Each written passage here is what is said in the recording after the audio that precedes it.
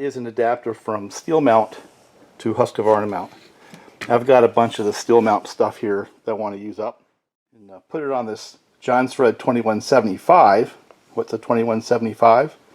It's a 2171 with the 372 XPW 51.4 millimeter bore top end. Basically stock. Poked a hole in the muffler and built it without a base gasket. Other than that, it's all stock. And now I built this, my God, several years ago. And you know, I think it needs to get the dust blown off, and I have a lot of work to do. And this is a really, really, really nice combination. So I'm kind of moving away from the goofy and towards the meat kind of thing, you know. The Husqvarna G288 has performed well, but it's heavy and vibrates. And I think I blew up the MS361. We're going to tear it down and take a look, but it was rattling pretty bad towards the end. But I think it has an air leak. And yeah, my 565 just keeps, you know, cutting and cutting. It's kind of boring. Nothing goes wrong with it. But it's, you know, it's boring. It works. What about this one right here? This one was the Sujihara I had on my big giant Solo 601. Chain's alright. It's not the best, but it'll work for today. Backup saw. It's actually not bad at all. So maybe I'll run this combination. You put some numbers to this weight thing. And lightweight bar, 17.8 pounds. That as it sits right there with a Sujihara 24 and no bar oil and no gas. Let's put on the 565 that has a little gas and oil and 28 solid bar.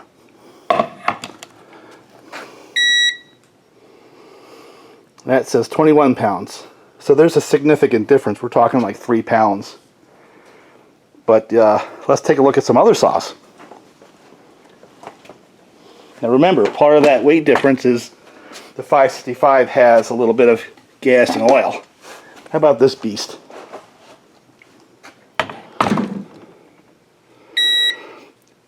$23.6. So it's yet again a couple pounds heavier again than the 565. How about this oldie right here with a 20-inch? I ran this a lot. I like it. 19.6. So it's no lightweight, but it's an 80cc saw, and it weighs less than either the 565 or the 281. So again, just, you know, put some numbers to the discussion, just for kicks. No bar and chain. 19.6. So those are some real numbers. So that Jonsered, even with gas and oil, is going to be a pound or two lighter than the other saws that are sitting in the truck as options. You know what I'm saying? So I think the lightweight bar matters. You know, the bar and chain on top of 14 pounds is where it gets its number from, is my guess. But it feels pretty lightweight. Yeah, it repeats. 17.8, almost 18 pounds.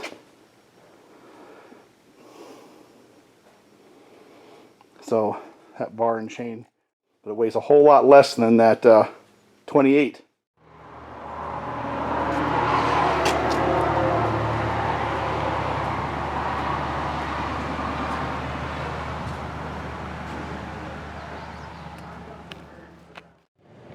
Now that's what I do for oil and gas. I use the Husqvarna semi-synthetic. I use the gas that's ethanol free, and yeah, it's pricey. But things like 100 low lead and all that, I think, are completely unnecessary for a standard saw. I used to run 100 low lead in my old McCullochs and stuff, when I was milling sustained cuts. And there's a few reasons for it, but again, I think it's completely unnecessary. One is the higher octane a fuel has, the less BTUs it has per unit volume. So it runs just a little bit cooler, plus it's more stable. So if you're pushing things like ignition timing and you're pushing compression, the chances of pre-ignition on a higher octane fuel are a little bit less. So you gain power by being able to change the mechanics of the saw in terms of the compression and timing, which overcomes the loss of energy per unit volume. You get more performance because of the mechanics of the motor versus the fuel itself. All right, the only two saws I'm bringing today with me is my trusty 565, right? And a saw I built a couple of years back, which is a 2171 with a 51.4 top end, you know? Well, like any non-auto-tune saw, I had to follow it with a screwdriver. So I leaned it out just a little bit. Let's see how it runs now.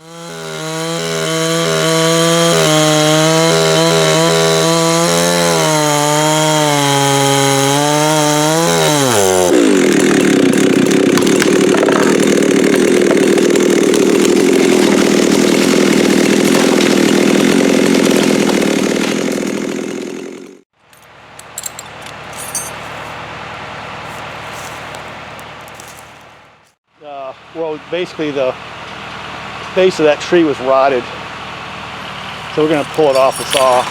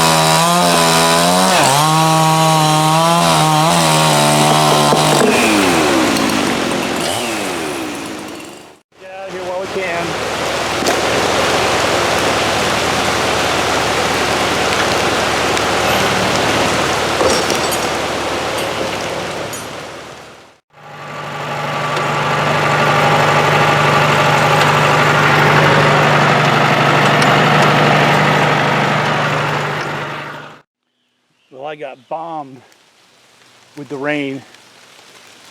And it's coming again, but I'm going to put down a couple more trees just so I have something to pull out. And my chaps and stuff are just absolutely soaked. So unfortunately, they're not going to be part of this operation.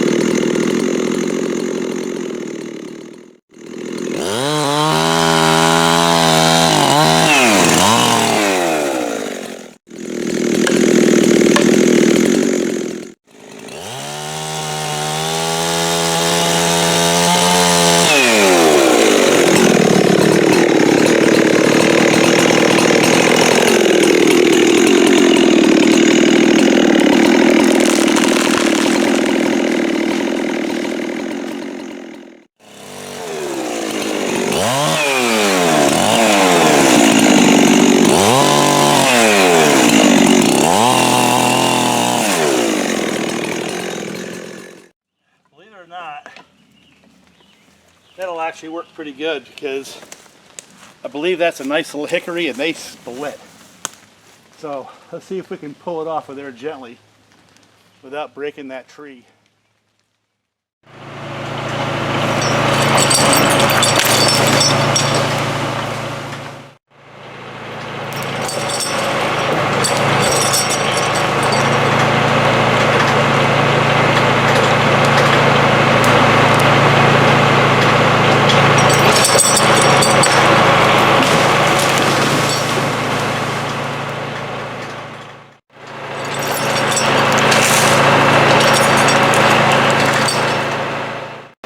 This is another one that has sort of a rotted base a little bit.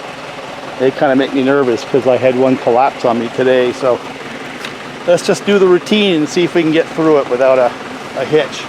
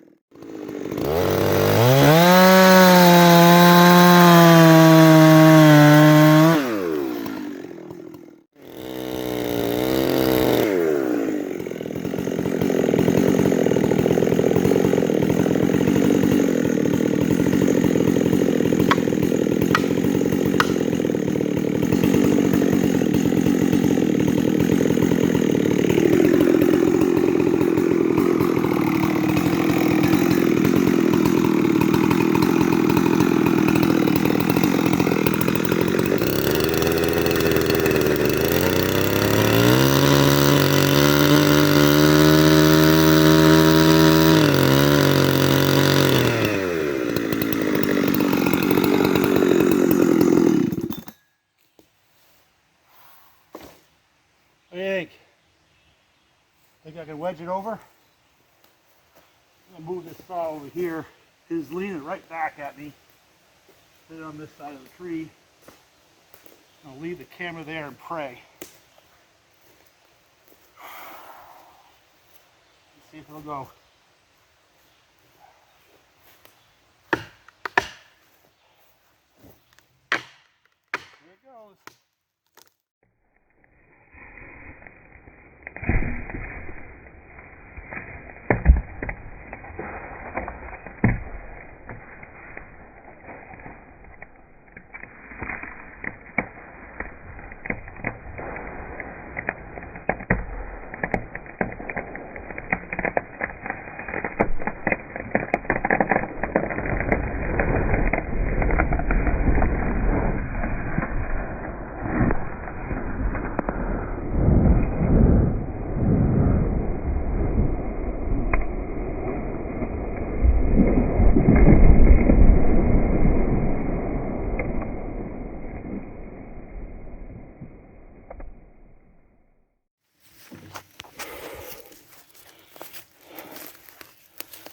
Perfect.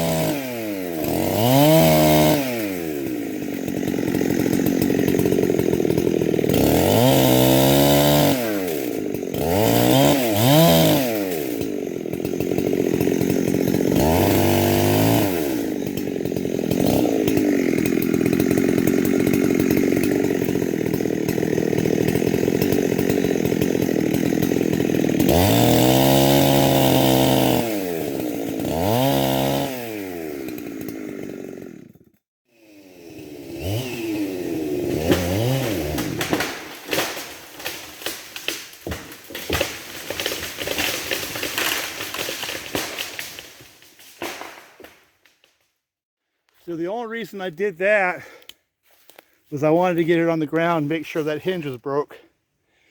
But also I had a couple of those trees in between me and what I was cutting. Otherwise I wouldn't even thought about doing that. Even then it's not the smartest approach. But tell you what, what's going to be harder is cutting that top out without getting hurt. So I think what I'm going to do is try to pull the tree and then cut the top out and then pull up both the ones I just finished cutting. Come back and get this one, maybe another one.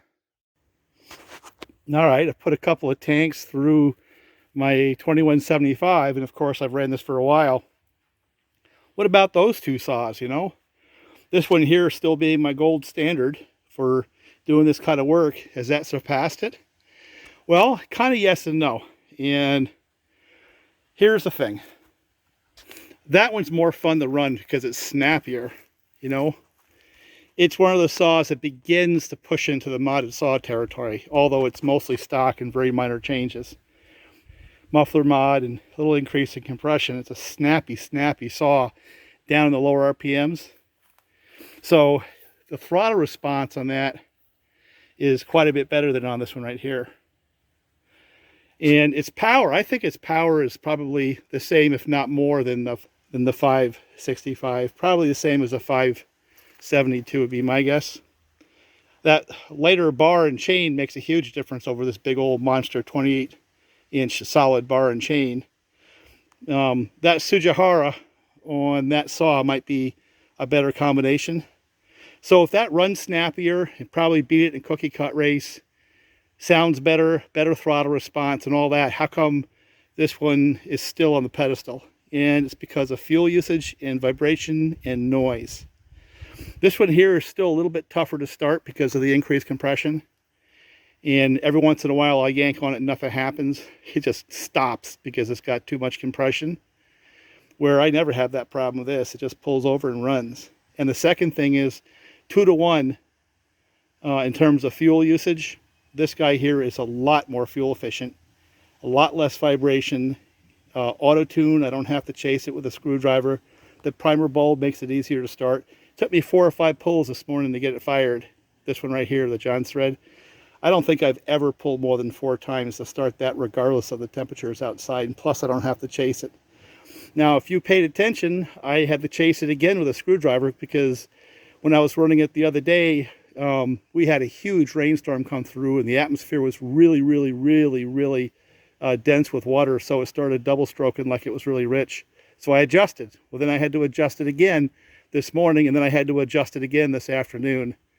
So I still have to chase it with a screwdriver to get what I'm looking for in terms of throttle response and just the way it runs. I suspect now that I've put some tune time on it, the fuel usage will go up. But the point is that I had to spend time, whereas with this saw right here, I'd be cutting trees. So yet again, because of other factors than power and speed and throttle response and all the stuff that you like with a snappy saw, this one here is still a better saw for what I'm doing because it uses less fuel, doesn't make as much noise, has similar kinds of power, certainly enough power, and it doesn't vibrate. That Sujihara bar on that saw right there would be an awesome all-around combination, so maybe that'll happen.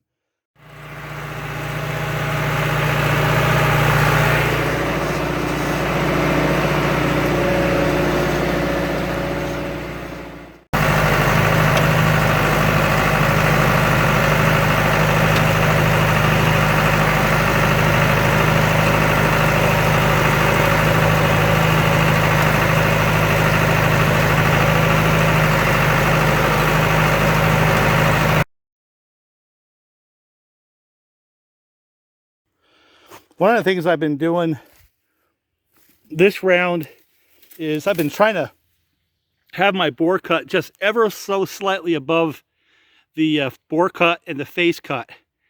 And I want to see if that helps promote the pull going from the downside versus from the upside. And I'm not sure if that's why it did what it did, but that's a perfect stump for me. That's exactly what I'm looking for right there.